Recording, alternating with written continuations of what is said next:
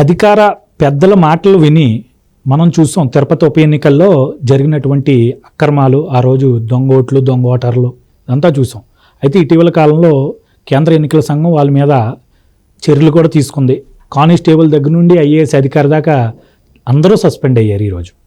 అయితే మరి ఇలా సస్పెండ్ అవుతాం అనేది ఒక రకంగా వాళ్ళకి సిగ్గుచేటు, ఒక రకంగా సమాజంలో ఆ యొక్క వ్యవస్థ మీద ఒక మచ్చ. ఇవన్నీ చూస్తున్నాం. అయినప్పటికీ ఎన్నికలు సమీపిస్తున్నాయి, ఇంకా పోలీసుల వైఖరి అయితే మారట్లేదు. పరుచూరులో కానీ ఉరవకొండలో కానీ ఈరోజు వారికి ఇష్టం వచ్చినట్టుగా వాళ్ళు వ్యవహరిస్తున్నారు పోలీసులు. అంటే ముఖ్యంగా ఈ యొక్క పెద్దలు ఎవరైతే ఉంటారో, ఇప్పుడు ఫర్ ఎగ్జాంపుల్ పెద్దిరెడ్డి రామచంద్రారెడ్డి గారి నియోజకవర్గం తీసుకుంటే, ఆయన చెప్తే వీళ్ళు కావాలంటే ఎదుటి చంపేసి వచ్చేయడానికి కూడా వీళ్ళు సిద్ధపడుతున్నారు ఈరోజు. అంటే రౌడీ షీట్లు పెట్టేసి ఈరోజు టీడీపీ వారిని రేపొద్దున్న ఎన్నికల ప్రక్రియ నుండే దూరం చేసే విధంగా ఈరోజు వారు కుట్రలు చేస్తున్నట్టుగా సుస్పష్టంగా కనిపిస్తుంది. 1-2 రౌడీ షీట్లు ఓపెన్ చేస్తారు సహజంగా మనకు తెలిసినంత. ఇప్పుడు ఇక్కడ పదుల సంఖ్యలో ఈరోజు రౌడీ షీటర్లు ఓపెన్ చేసేసి, అంటే ఈ యొక్క టీడీపీ శ్రేణుల్లో బలంగా నిలబడి పార్టీ కోసం కష్టపడే వారిని మాత్రం ఈరోజు అనగదొక్కే ప్రయత్నం ఈరోజు అధికార పెద్దలు చేస్తున్నారు. దీనికి అధికారులు కూడా సహకరిస్తున్నారు. మీరేమంటారు దీని మీద? ఇప్పుడు మీరు ప్రస్తావించినట్టుగానే అధికార పార్టీ పెద్దల ఆదేశాలే శిరోధార్యం. వాళ్ళు ప్రభుత్వ ఉద్యోగులు. ప్రభుత్వం అధికారికంగా ఏదైనా ఒక ఆదేశాలు ఇస్తే దాన్ని పాటించారంటే అర్థం ఉంది. ప్రభుత్వంలో అధికారంలో ఉన్న పార్టీ నాయకుల ఆదేశాలు పాటించి, ఇక్కడ ప్రభుత్వ ఆదేశాలు అధికార పార్టీ నాయకుల ఆదేశాల మధ్య ఉన్న అంతరాన్ని వాళ్ళు అసలు గుర్తించట్లా, గమనించట్లా. ప్రభుత్వం వేరు, అధికార పార్టీ వేరు. రెండు విభిన్న వ్యవస్థలు. కానీ అధికార పార్టీ నాయకుల ఆదేశాలు అని అంటే మేము దాసోహం, పరిధి దాటి ప్రవర్తించడానికి సిద్ధం. మీరు అధికారంలో ఉన్నారు కాబట్టి మీ కళ్ళలో ఆనందం చూడటం కోసం ఎంతకైనా మేము తెగిస్తాం, బరి తెగిస్తాం అని చెప్పని వాళ్ళ అధికార వ్యవస్థ తమ ఇంటెగ్రిటీని తాకట్టు పెట్టి, బిజినెస్ రూల్స్ని అతిక్రమించి, ఒక రకంగా చట్ట ఉల్లంఘనకు పాల్పడి నేర ప్రవృత్తితో కూడా చేసిన పనులు చాలా సందర్భాలు ఇవాళ చట్టం ముందు వాళ్ళని సమాజం ముందు దోషులుగా ఎక్స్పోజ్ చేస్తున్నాయి. ఉరవకొండ నియోజకవర్గ ఈఆర్ఓగా ఉన్న భాస్కర్ రెడ్డి దగ్గర నుంచి మొదలుపెట్టి నిన్న తిరుపతిలో సస్పెండ్ అయిన హెడ్ కానిస్టేబుల్ వరకు, అంటే గ్రూప్ 1 అధికారి దగ్గర నుంచి హెడ్ కానిస్టేబుల్ వరకు, బూత్ లెవెల్ ఆఫీసర్స్ వరకు పదుల సంఖ్యలో సస్పెండ్ అయ్యారు. వీళ్లలో ఎస్ఐలు ఉన్నారు, సిఐలు ఉన్నారు, తహసీల్దార్లు ఉన్నారు, తర్వాత మున్సిపల్ డిప్యూటీ కమిషనర్లు ఉన్నారు, జెడ్పీ సిఈఓలు ఉన్నారు, చివరికి ఐఏఎస్ అధికారి అన్నమయ్య జిల్లా కలెక్టర్ గిరీష్ దాకా ఉన్నారు.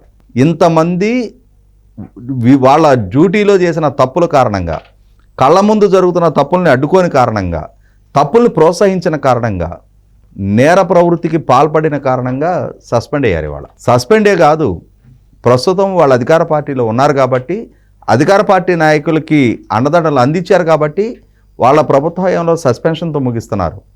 కానీ రేపు అధికార మార్పిడి జరుగుతుంది. జరిగిన రోజు దీంట్లో మరింత లోతైన విచారణ జరగటం ఖాయం. ఆ రోజు వాళ్ళని డిస్మిస్ చేస్తారు, ప్రాసిక్యూట్ చేస్తారు, జైళ్లకు పంపుతారు. ఇవి కళ్ళ ముందు కనిపిస్తున్న వాస్తవ దృశ్యం. ఈ వాస్తవ దృశ్యం కళ్ళ ముందు కనిపిస్తుంటే కూడా ఇంకా బరి తెగించి ఇవాళ చాలామంది, చాలా నియోజకవర్గాల్లో, చాలా జిల్లాల్లో అధికారులు ఇదే రీతిలో వ్యవహరిస్తున్నారు. సమాజం అన్నా, చట్టం అన్నా బాధ్యత కలిగిన వాళ్ళు తప్పు చేస్తే ఎక్కడో దగ్గర సమాధానం చెప్పుకోవాల్సి వస్తుందని చెప్పనే భయం ఉన్నాళ్ళు వాళ్ళ డ్యూటీ విధానం వేరుగా ఉంటుంది. ఎందుకంటారు ఇప్పుడు పోలీసులు ఇలా చేయడం వల్ల అలా కెరియర్లో వాళ్ళు అనుకున్న స్థానాలకి, అంటే మార్కింగ్ ఉంటుంది కదా, బ్లాక్ మార్క్ అని పడద్దు కదా వాళ్ళకి ఒక మొత్తం నోట్ వాళ్ళ యొక్క కెరియర్లో, మరి అది ఎందుకు ఇలా చేస్తున్నారంటారు? అలా అంటే ఇక్కడ కొన్ని జరుగుతూ ఉన్నాయి.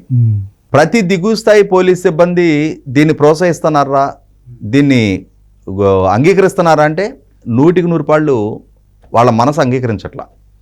తప్పు చేస్తున్నాం, మనం తప్పుడు నడుస్తున్నాం, తప్పుడు ఆదేశాలు పాటిస్తున్నాం అని చెప్పని వాళ్ళకి అంతర్గతంగా తెలుసు. అయినా సరే ఏమవుతుందంటే పై అధికారులు ఇచ్చిన ఆదేశాలు పాటించి తీరాల్సిన దుస్థితి ఆ డిపార్ట్మెంట్కి ఉంది. యూనిఫామ్డ్ డ్యూటీ, ఆ హైరార్కీ పాటించి తీరాలి, మెయింటైన్ చేసి తీరాలి. కాబట్టి పై అధికారులు ఇచ్చిన ఆదేశాలు దిగువ స్థాయి సిబ్బంది పాటించవలసి వస్తుంది. కానీ పై అధికారులు వాళ్ళకు ఒక బుద్ధి, జ్ఞానం ఉండాలి కదా. వాళ్ళేం ఆలోచిస్తున్నారు అని అంటే, ఎస్ఐ నుంచి సిఏ నుంచి డిఎస్పీ స్థాయికి ప్రమోట్ అయ్యారు అంటే 2 ఏళ్ళు 3 ఏళ్లలో వాళ్ళు పదవి విరమణ వయసు దగ్గరికి వస్తుంది. ఏం చేస్తారు? సస్పెండ్ చేస్తారు, లేదు టర్మినేట్ చేస్తారు. వచ్చే ఆర్థికపరమైన నష్టం ఎంత అవుద్ది అంటే ఈ జీతం వీటిలో లెక్కేసుకుంటే, కానీ జీతం కంటే గీతం ఎక్కువ వస్తుంది ఇప్పుడు అటువైపు నుంచి. అధికార పార్టీకి లోబడి వాళ్ళ ఆదేశాలకు తలొగ్గి వాళ్ళకి దాసోహం అంటే అటువైపు నుంచి వచ్చే కిక్ బ్యాక్లు చాలా ఆకర్షణీయంగా ఉంటున్నాయి, టెంటేటివ్గా కళ్ళ ముందు కనిపిస్తున్నాయి. పైగా కులం, రాజకీయ ఆపేక్ష, ఈ సాన్నిహిత్యం సాంగత్యాల మూలాన, రాజకీయపరమైన సాన్నిహిత్యాల మూలాన ఒక నెక్సస్గా ఏర్పడి వీళ్ళకి అనుబంధం ఉన్న పార్టీ ప్రభుత్వంలో ఉండాలి, వీళ్ళే ఎలక్షన్ని డిసైడ్ చేస్తారు, డిక్టేట్ చేస్తారు. ప్రజలు, ప్రజాస్వామ్యం, ప్రజాభిప్రాయం, ప్రజల మనోభావాలు ఇవేమీ పనిచేయవు. వీళ్ళు అంటే మనం పాకిస్తాన్లో సైన్యం అధికారాన్ని స్వాధీనం చేసుకుంది, ప్రభుత్వాన్ని కూలదోసింది, సైనిక కుట్ర జరిగింది అని చెప్పిన వార్తలు వింటూ ఉంటాం కదా. ఇవాళ అటువంటి అంటే ఉద్దేశాన్ని ఇక్కడ వీళ్ళు కనపరుస్తూ ఉన్నారు. వీళ్ళకు ఒక యూనిఫామ్ ఉంది, చేతిలో లాఠీ ఉంది, ప్రజలు ఇచ్చిన వెపన్స్ ఉన్నాయి, ప్రజలు జీతం కట్టి పోషిస్తూ ఉన్నారు.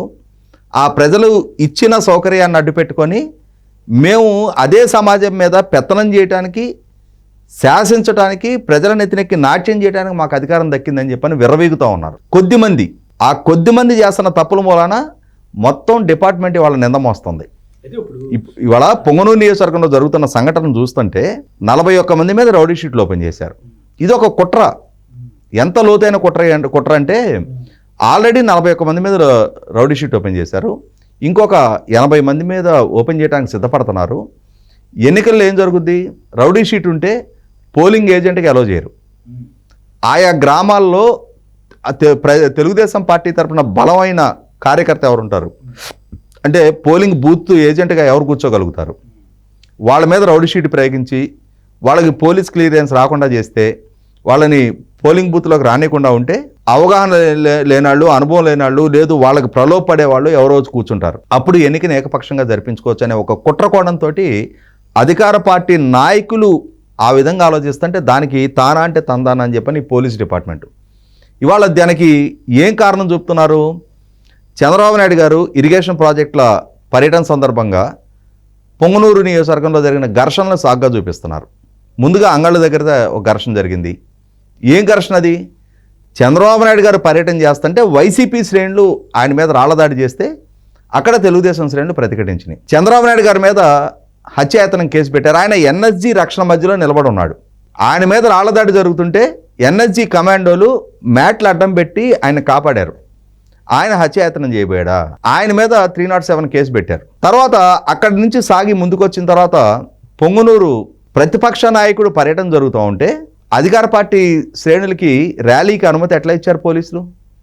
పోటీ ర్యాలీకి. ఇవాళ జగన్మోహన్ రెడ్డి పర్యటన చేస్తుంటే బ్యారికేడ్లు కడుతున్నారు, పరదాలు కడుతున్నారు, షాపులు మూయించుతున్నారు, స్కూళ్ళు మూయించుతున్నారు. అన్నిటికన్నా ముఖ్యంగా ఆందోళన చేయగలుగుతారు, అక్కడ ఏదైనా నిరసన తెలియజేయగలుగుతారు అని అనుమానం వచ్చిన ప్రతి ప్రతిపక్ష కార్యకర్తని బైండ్ ఓవర్లు చేస్తున్నారు, ముందస్తు అరెస్టులు చేస్తున్నారు, నోటీసులు ఇస్తున్నారు. మరి అదే బుద్ధి జ్ఞానం ప్రతిపక్ష నాయకుడు పర్యటన జరుగుతున్న సందర్భంగా కూడా ప్రదర్శించాలనే విఘ్నత లేదా? ఆ విఘ్నత మరిచి అధికార పార్టీ నాయకులు వాళ్ళు అనుమతులు కోరరు, వాళ్ళు డిసైడ్ చేస్తే దాన్ని పోలీస్ డిపార్ట్మెంట్ అమలు పరచాల్సిందే. మనకి రజనీకాంత్ సినిమా డైలాగ్ ఒకటి ఉంటుంది, దేవుడు ఆదేశిస్తాడు, ఈ అరుణాచలం పాటిస్తాడు అని చెప్పని. అట్లాగే పెద్దిరెడ్డి రామచంద్రారెడ్డి ఆదేశిస్తాడు, ఈ పోలీస్ డిపార్ట్మెంట్ పాటిస్తుంది. సరే, దాని పరిస్థితులు పరిణామాలు ఎవరు ఎదుర్కొంటున్నారు? ఇవాళ డబ్బు ఒకటి చూసుకుంటే సరిపోయిందా? ఆ నాయకుల దగ్గర మెహర్బానీ ఒకటి కాపాడుకుంటే సరిపోయిందా? ఎందుకు సస్పెండ్ అయ్యాడు మీ నాయన అని చెప్పని మీ పిల్లల్ని అడిగితే ఏం చెప్తారు వాళ్ళు? మీ ఆయన ఎందుకు సస్పెండ్ అయ్యాడు అని చెప్పని మీ ఇళ్లలో వాళ్ళని అడిగితే వాళ్ళేం సమాధానం చెప్పుకుంటారు? మా ఆయన వాళ్ళ ఇచ్చిన ఆదేశాలు యథావిధిగా పాటించి వాళ్ళ తప్పులు అడ్డగోలు ఉల్లంఘనకు పాల్పడినందుకు మా ఆయన అరెస్ట్ చేశారు, చాలా గొప్ప పని చేశాడని చెప్పని గర్వంగా చెప్పుకుంటారా? నిన్నటి దాకా నేరస్తుల్ని మీరు అరెస్ట్ చేశారు, ఇవాళ మీరు చేసిన తప్పులకి మీరు నేరస్తులుగా నిలబడుతున్నారు, మీరు విచారణలు ఎదుర్కొంటున్నారు, మీరు శిక్షలకు గురవుతున్నారు, బాధితులుగా మీరు ఎక్స్పోజ్ అవుతున్నారు. అయినా సరే మార్పు రాదా? ఇవాళ 121 మంది మీద రౌడీ షీట్లు ఓపెన్ చేస్తారా? అంటే ఎన్నికలని ఏకపక్షంగా పెద్దిరెడ్డి రామచంద్రారెడ్డికి అనుకూలంగా నడిపించడం కోసం ఒక డిఎస్పీ తన అక్కడి నుంచి ట్రాన్స్ఫర్ అయ్యి వెళ్తూ ఆయన ఈ ఆదేశాలు ఇస్తే దాన్ని యథావిధిగా అమలుపరుస్తారా? కొద్దిగైనా సరే, అరే మనం ప్రభుత్వ ఉద్యోగులం, ప్రజలు కట్టిన పనుల నుంచి మనకు జీతం దక్కుతుంది, మనకు అధికార పార్టీ జీతం ఇవ్వట్లేదు, వాళ్ళ జేబుల నుంచి మనకు జీతం ఇవ్వట్లేదు, సమాజానికి బాధ్యులం. బిజినెస్ రూల్స్కి కన్ఫైన్ అయి ఉండాలి మన ఆదేశాలు. రూల్ ఆఫ్ లా కట్టుబడి మన విధులు ఉండాలి. ఈ విఘ్నత మర్చిపోతే ఎన్ని రోజులు ఇవి సాగుతాయి? ప్రజల్లో సహనం కోల్పోనంత వరకే, మీ యూనిఫామ్కి మర్యాద ఇచ్చినంత వరకే, మీరు ఇచ్చిన ఆదేశాలను ప్రజలు పాటించినంత వరకే. కానీ అతి ఎక్కడా చెల్లుబాటు కాదు. ప్రజల సహనాన్ని పరీక్ష ఆ పరిధి దాటిన రోజు మీ గౌరవం కోల్పోతారు. ఇవాళ 700 మంది మీ మీద తిరగబడ్డారు. 700 మంది మీద తెలుగుదేశం కార్యకర్తల మీద కేసులు పెట్టారు, జైలు పాలయ్యారు. 7,000 మంది వస్తే, 70,000 మంది వస్తే ప్రజల సంఖ్యతో పోల్చి చూసుకున్నప్పుడు మీ సంఖ్య ఎంత?